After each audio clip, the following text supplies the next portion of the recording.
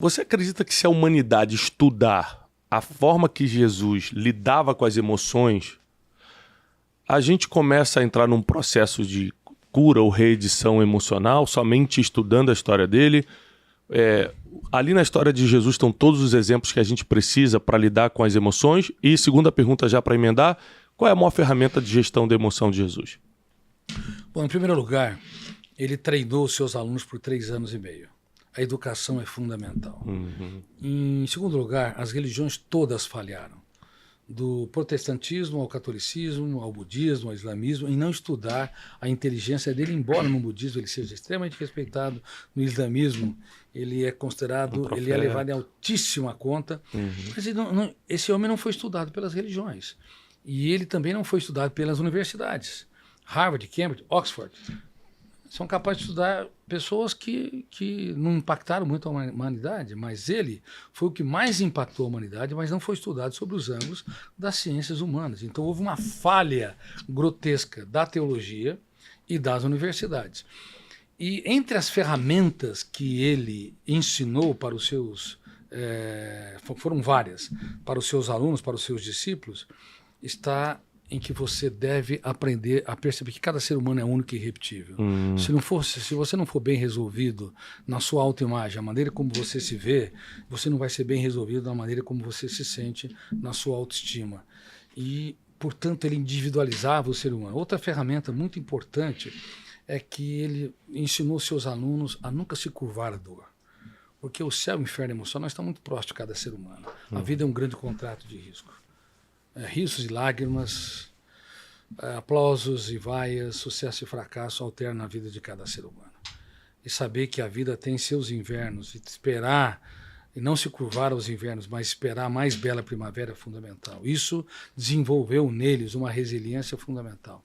E hora que eles seguiram um homem que morreu vexatoriamente.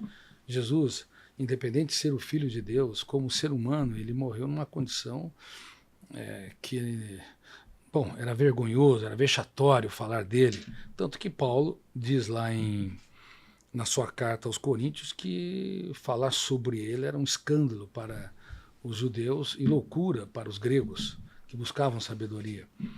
Mas ele conseguiu transformar pessoas rudes, toscas, débeis, que reagiam pelo fenômeno bateu, levou, em mentes brilhantes que mudaram o traçado da humanidade. E não foi uma transformação sobrenatural, não é que ele orou, rezou por eles e eles ficaram melhores. Treinou. Foi na base do treinamento.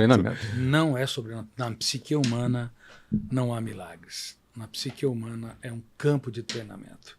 E você tem que usar as lágrimas como vírgulas invertidas para escrever os capítulos mais nobres da sua história nos momentos mais difíceis da sua vida. A grande maioria dos seres humanos, dos miseráveis aos abastados, dos intelectuais aos iletrados, falham dramaticamente por não perceber que o eu, que representa a capacidade de escolha, o eu, que representa a consciência crítica, tem de ser treinado a gerir a emoção. Por exemplo, se você produz um pensamento perturbador, que as pessoas não gostam de você, ou você sofre por antecipação, ou então você rumina uma mágoa ou uma traição. Quando você produz pensamentos na sua mente, emoções tensas, você tem no máximo 5 segundos para impugnar, discordar e confrontar. Senão essas emoções são registradas e não podem ser 5 segundos. Alô, pessoal, 5 segundos para se salvar. Para você não deixar isso ser registrado e começar a virar um problema real, ou seja, pensamentos irreais ou teorias irreais na sua mente, tipo, fulano não gosta de mim, eu vou sofrer no futuro, eu vou morrer assim, assado, podem virar uma insegurança, um medo real se você não rejeitar, enraizado se você não rejeitar em 5 segundos.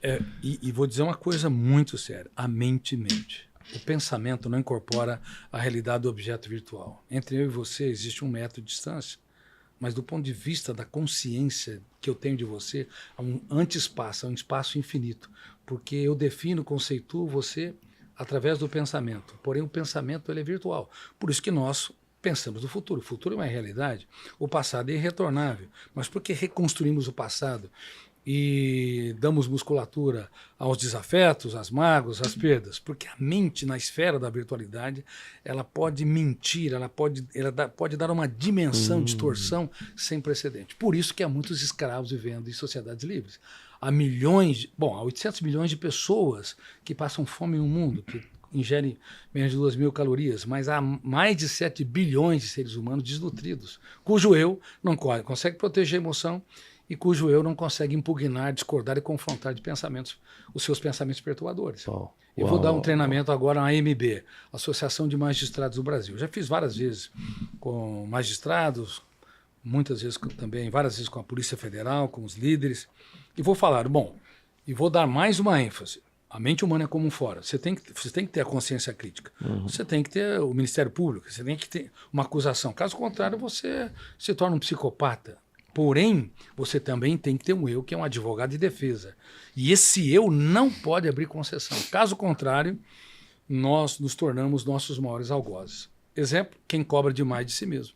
Quem cobra demais de si mesmo é um carrasco de si. Ainda que possa ser ótimo para a sociedade, é péssimo para si mesmo. Porque registra janelas que encarceram o ser humano no único lugar que ele deveria ser livre. Essa alegoria foi muito clara, né? Ou seja, tem que ter todo um esquema jurídico na nossa mente, no qual o seu eu, a sua mente é o advogado. Só antes de eu passar para o Flávio, o senhor falou uma coisa que me tocou muito e me lembrou até um versículo bíblico. O senhor disse que a mente mente. A mente mente. E mente muito. Mente muito. A Bíblia cita a palavra coração mais de 930, eu digo isso na qualidade de teólogo, mais de 938 vezes a Bíblia cita a palavra coração, referindo-se à sede das emoções, tá? A mente. Então tem um versículo no livro de Jeremias que diz: enganoso é o coração do homem. Então seria a base teológica para essa sua afirmação que a mente mente? Ou seja, a gente não pode confiar tanto na mente, nós precisamos dominá-la? Olha, Tiago, tem razão e todos aqueles que nos assistem devem ter esse conceito. A emoção nunca vai passar de um bebê, ela não amadurece. Ela é ingênua sempre. E vai faltar papel aí, hein, cara? Traz mais papel para anotar que está acabando o primeiro aqui. E além disso, o pensamento, como ele é virtual, a emoção é real, infantil sempre, e o pensamento é virtual, ele é capaz de transformar uma barata num dinossauro. Por isso tem muitas pessoas que dão escândalo diante de uma barata. Talvez não seja seu caso, mas tem mais de 100 tipos de fobias, desde a nictofobia, medo da noite, a lodoxafobia, medo da opinião dos outros ou dos haters. Em tempos de cancelamento? Em tempos de cancelamento. Um hater é capaz de causar muito mais impactos, mais do que 100 elogios.